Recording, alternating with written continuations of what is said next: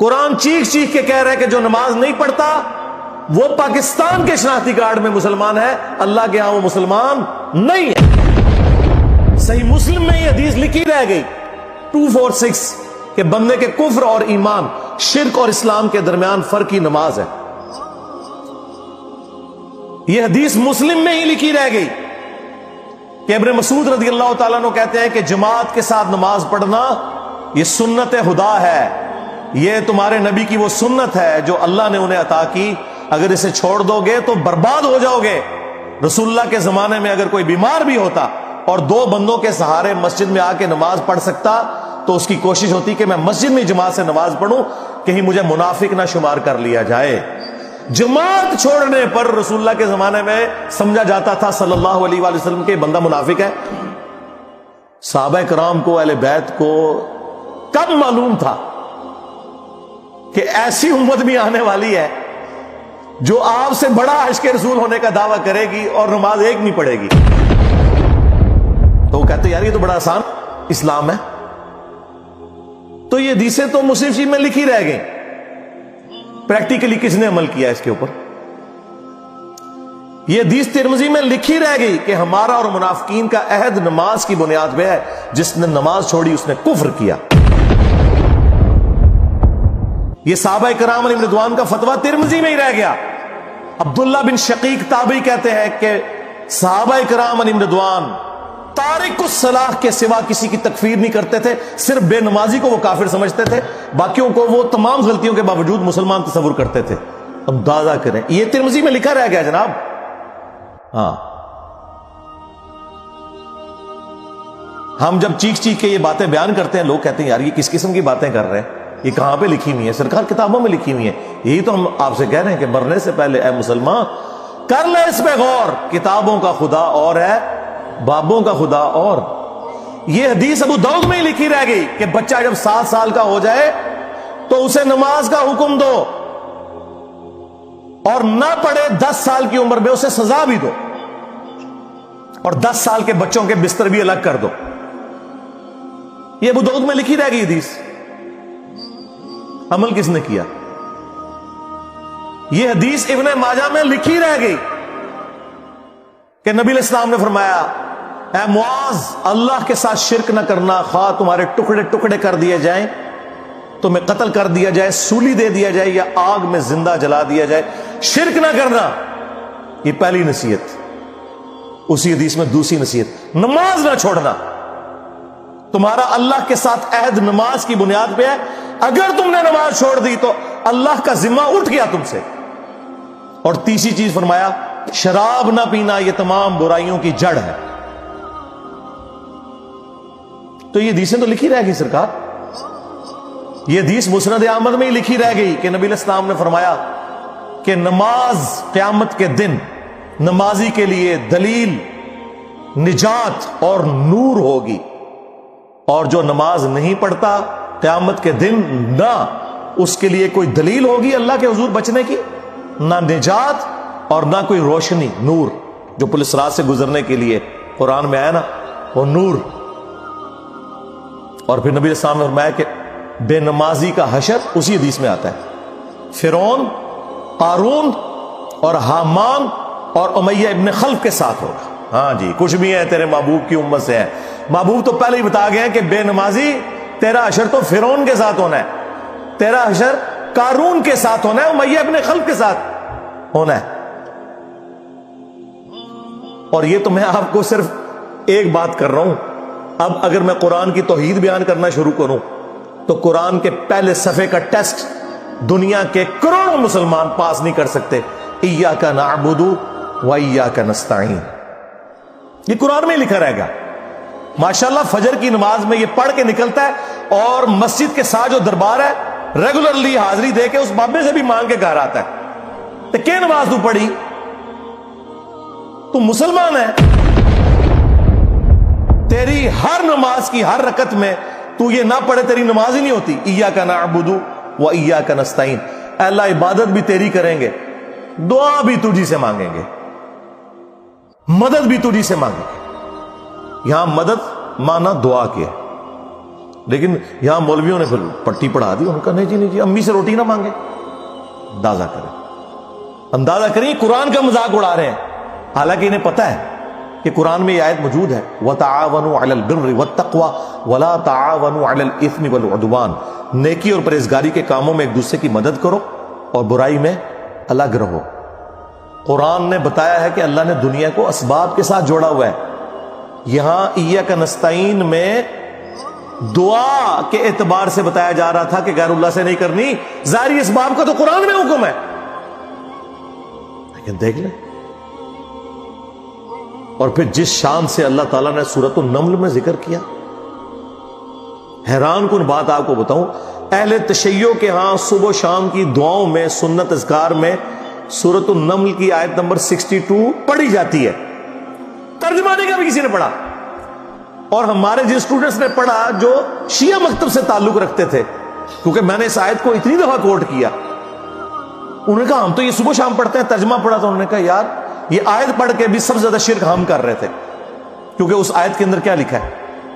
اَمَّن يُجِيبُ الْمُضْطَرَّ إِذَا دَعَاهُ. بھلا بتاؤ کون ہے جو تکلیف میں گھرے ہوئے شخص کی فریاد کو سنتا ہے، وَيَكْشِفُ السُّوءَ، اور اس سے اس کی برائی کو، تکلیف کو دور کر دیتا ہے، وَيَجْعَلُكُمْ خُلَفَاءَ الْأَرْضِ، اور تمہیں اگلوں کا خلیفہ کرتا ہے زمین پر، تمہارے ماں باپ کے مرنے کے بعد تم، تمہارے مرنے کے بعد تمہاری اولاد کو.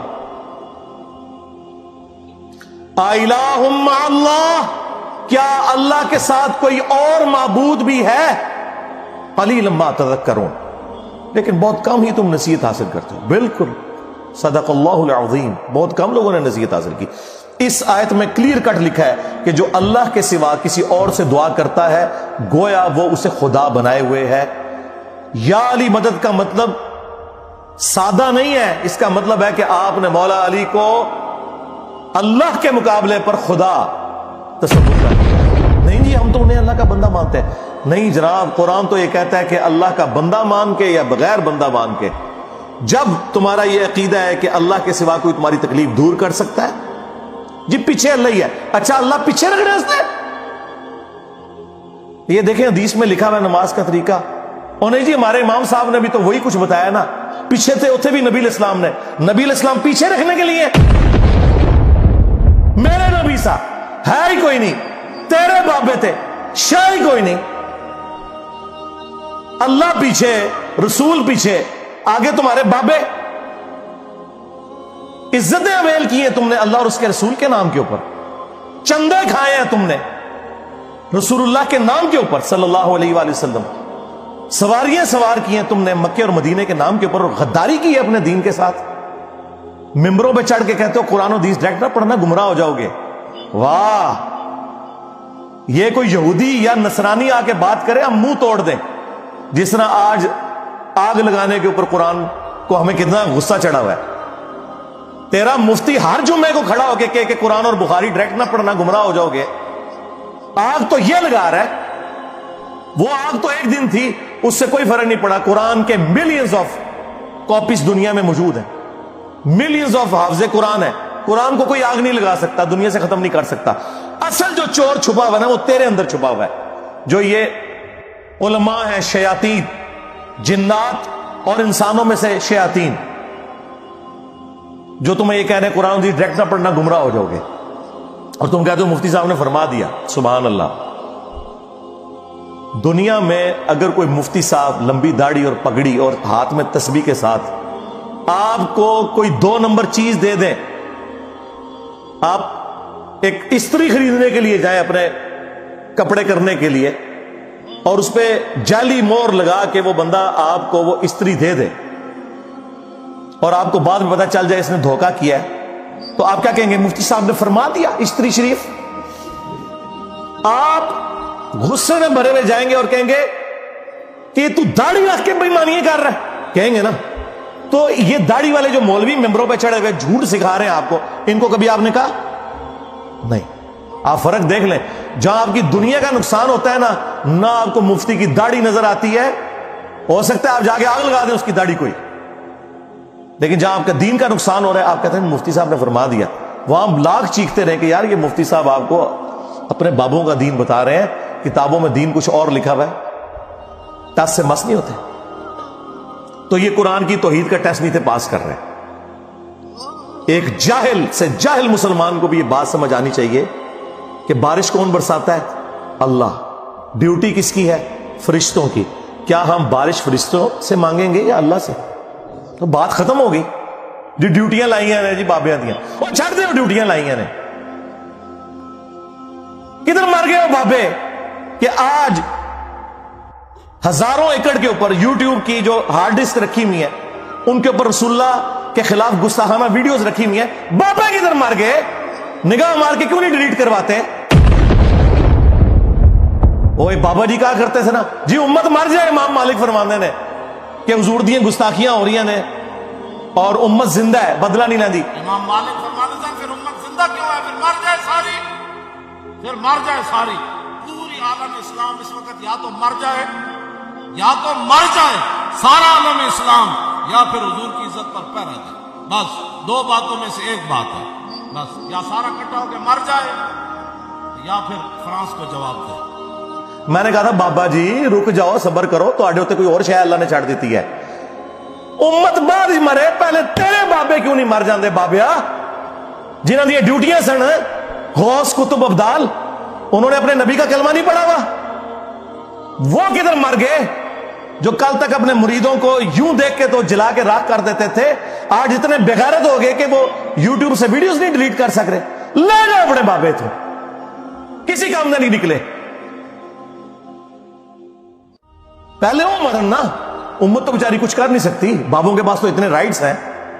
وہ بابا لبو جی ڈیوٹی ہے اتنے جتنے ہارڈ ڈسک پہ ہیں اتنے جس غوث دی ڈیوٹی ہے انہوں لبو اتنا، اس سے میں 295 سیلوں آواں گا. امت مر جائے، تیرے بابے نہ مر جائے، امت مر جائے. امت نو تے تسی مس گائیڈ کیتا ہے، شرک میں ڈبو دیا. او جی لاہور 1000 سال تو بابا بیٹھے ہے تے پال رہے لوگوں نو، چھڑ دے. آج چندے بند کر دینا گورنمنٹ، کتے پھرن گے دربارہ ہوتے تواڈے، صفائی کرنے والا کوئی نہیں ہوگا. بند کراؤ آج چندے، بابا پال رہے ہیں. تواڈے چندے تے پلدے نے تے تسی کہتے بابا پال رہے. شرم کی کوئی انتہا ہوتی ہے. یہ لوگ بات کرتے ہیں کہ قرآن جل گیا تو پورے ملک کے اندر ہنگامے کھڑے کیے ہوئے.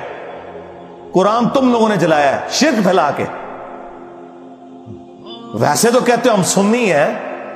سنی وہ ہوگا جو بخاری مسلم کے طریقے کے مطابق جو رسول اللہ کے احادیث نقل ہوئی ہیں صلی اللہ علیہ وآلہ وسلم، رکوع میں جاتے وقت اور رکوع سے اٹھتے وقت رفع الیدین کرے گا.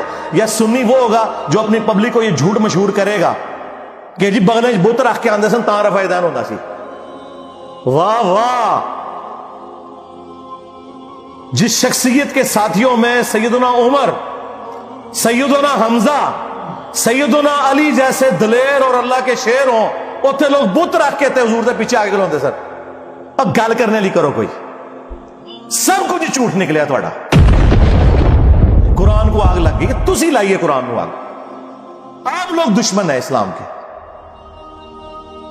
اس سے بڑی کیا دشمنی ہوگی جو لوگوں کو کہتا ہے قرآن و سنت سے جوڑو، اس کو کہتے ہیں جی یہ لوگوں کو گمراہ کر رہا ہے، ہمارے بزرگوں سے ہٹا رہا ہے. جی بالکل اعلانیہ میں کہتا ہوں کہ میں آپ کے بزرگوں سے آپ کی پبلک کو ہٹا رہا ہوں، اس لیے نہیں کہ اپنے ساتھ جوڑوں، کیونکہ نہ تو میری کوئی چندہ بک، نہ میرا کوئی مدرسہ، ہاں نہ میری کوئی مسجد. چندے آپ کو دیں، نمازیں آپ کے پیچھے پڑھیں. ہم توڑ رہے اس لیے نہیں ہے، آپ کے بزرگ ویسے اس لیے توڑتے تھے کہ کسی سے توڑ کے اپنے ساتھ جوڑے. اصل میں نا انہوں نے یہی جرم کیا، یہ سمجھتے ہیں دوسرے بھی یہی کچھ کرتے ہیں. بندہ خود چور ہے نا، دوسرے کو ہی سمجھتا ہے. یہ آپ صحیح کہہ رہے ہیں، یہ ایسے ہی ہوتا رہا. لیکن آج جو شخص آپ پہ اللہ تعالیٰ نے مسلط کیا ہے نا، یہ شخص آپ کے بزرگوں سے توڑ کے اپنے ساتھ نہیں جوڑ رہا، یہ اس کے ساتھ جوڑ رہا ہے جس کی قبر مدینے میں صلی اللہ علیہ وآلہ وسلم. صلو علی محمد وآل محمد، اللہم صلی علی محمد وعلی آل محمد.